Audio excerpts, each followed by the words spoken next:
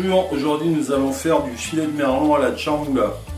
Pour faire les filets de merlan à la charmoula, donc on va prendre 2 filets de merlan, un par personne, de la coriandre fraîche, de l'ail,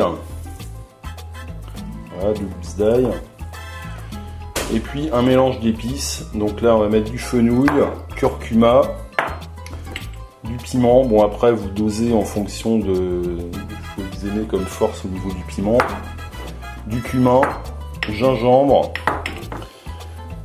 un jus de citron et un peu d'huile d'olive. Alors pour commencer, on va hacher la coriandre. Donc j'ai pas besoin du bouquet entier, hein, ça va être suffisant.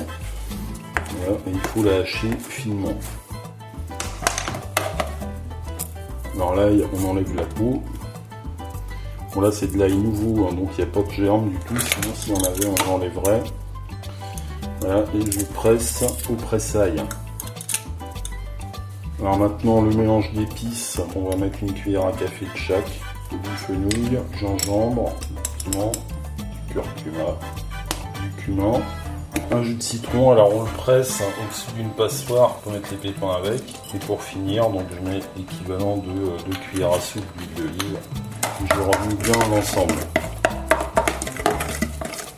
Alors ensuite, eh bien, on met les filets dans la marinade. Donc, on va bien les brasser pour qu'ils s'imprègnent de la marinade.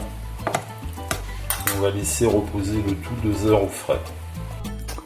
Alors 2 heures plus tard, voilà le résultat. Donc le poisson est bien mariné. Alors on l'égoutte sur du papier absorbant pour éliminer le trop plein de marinade.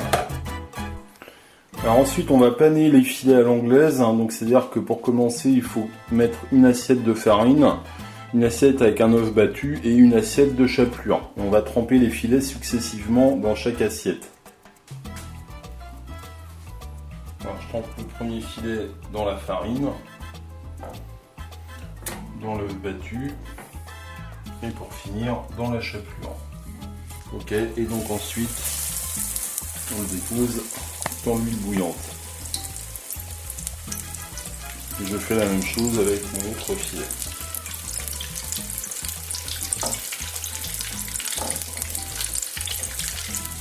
Ça cuit assez rapidement, dès que les filets sont dorés d'un côté, on les retourne pour les cuire de l'autre côté. Donc c'est bon, les filets sont dorés des deux côtés, donc dernière opération, on va les déposer sur du papier absorbant, donc pour éviter l'huile superflue. Voilà, mon filet est cuit, un peu de sel, un quartier de citron et à table. Bon appétit et à bientôt pour une autre recette.